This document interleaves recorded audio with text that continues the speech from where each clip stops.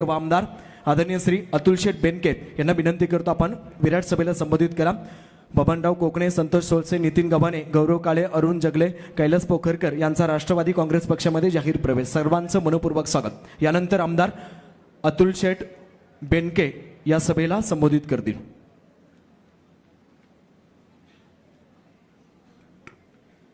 छत्रपती शिवाजी महाराजांना प्रथमतः मी वंदन करतो। फुले शाहू आंबेडकर यांच्या विचारांच्या प्रति नमन होतो। आज राष्ट्रवादी काँग्रेस पक्षाच्या या मेळाव्याला ज्यांचं प्रमुख मार्गदर्शन आपल्याला लाभणार आहे,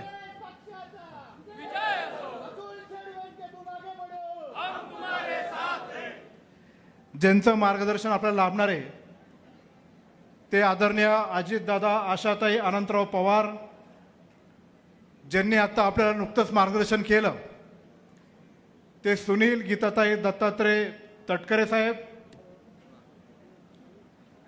आपल्या जुन्नर आंबेगावचे नेते आदरणीय दिलीपराव, अनुसया, दत्तात्रय वळसे पाटील,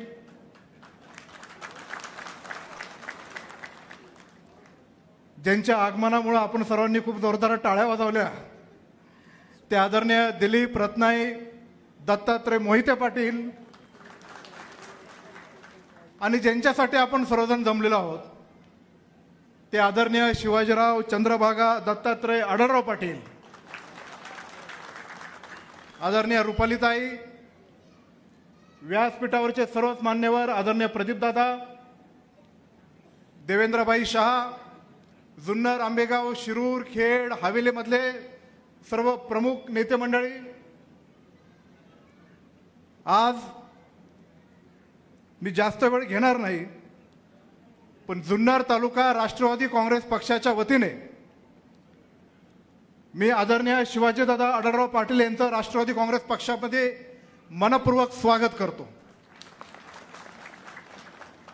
आपण असं कायम म्हणत आलेलो आहे, अनुभवले आहे आणि पाहिलं सुद्धा आहे की विकासाचा वादा अजितदादा, आता विकासाचा डबल वादा अजितदादा आणि शिवाजीदादा।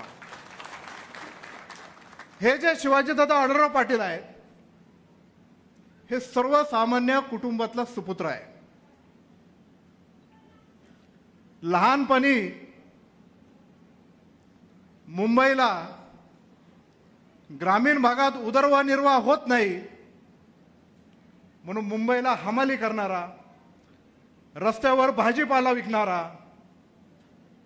पण मराठी माणसाचा कणा उभा कसा राहतो एक आदर्श दाखवणारा, आपल्या जुन्नर आंबेगावातल्या मातीतला शेतकऱ्यांचा सुपुत्र एवढा मोठा उद्योगपती होतो, याचा आपल्याला सर्वांना तो अभिमान आहेच।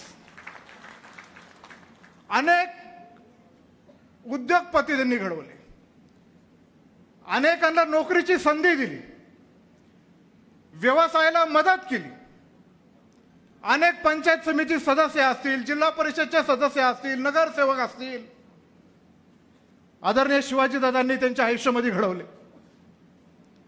एवढंच नाही तर महाराष्ट्रात, देशात त्यांची कीर्ती सीमित राहिली नाही। अमेरिकामध्ये त्यांनी त्यांची कंपनी स्थापन केली। हा मराठी मातीतला माणूस एवढा मोठा झेप घेतो, त्याचा अभिमान आपल्याला वाटत नाही? अरे आम्हाला अभिमान आहे की आमच्या शिवाजीदादाची कंपनी अमेरिकेमध्ये सुद्धा आहे, कारण सर्वसामान्य कुटुंबातला शेतकऱ्याचा पोरगा, एक मराठी मातीतला मराठी माणसाचा पोरगा, बहुजन समाजातला मुलगा एवढी मोठी झेप घेतो, हे आमच्यासारख्या अनेक तरुणांना मार्गदर्शन करणारं हे एक नेतृत्व आहे। आता इथं सुनील तटकरे साहेब इथं आले। खरं तर मी त्यांच्या समोरच त्यांच्या आधी भाषणातून असं नमूद करणार होतो, पण ते भाषण करून निघून गेले। आम्ही सर्वजण शिरूर लोकसभेतली माणसं, छत्रपती शिवाजी महाराजांच्या जन्मभूमीतली माणसं आहोत, आणि आपले जे प्रदेश अध्यक्ष आहेत ते छत्रपती शिवाजी महाराजांचे राजधानीतलं प्रतिनिधित्व करणारे एक व्यक्तिमत्व आहे। मी खेडला एका कार्यक्रमाला गेलो तेव्हा दिलीप अण्णा मोहितेंचं भाषण ऐकलं दादा। त्यांनी असं सांगितलं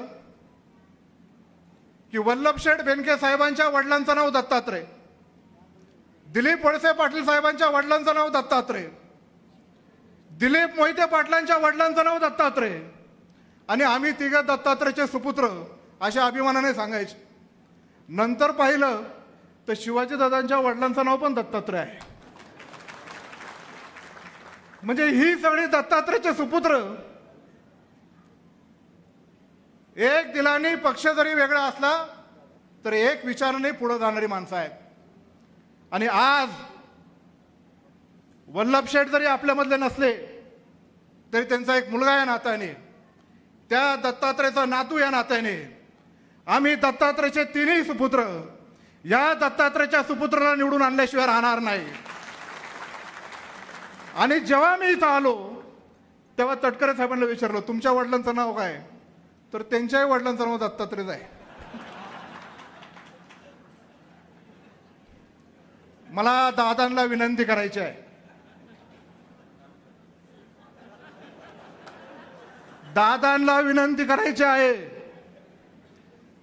की जशी राजधानीतल्या माणसाची राष्ट्रवादी काँग्रेस पक्षाच्या उमेदवार म्हणून तुम्ही घोषणा केली, तशी या शिवजन्मभूमीतल्या माणसाची शिवाजीदादा आढळराव पाटलांची पण घोषणा आजच झाली पाहिजे.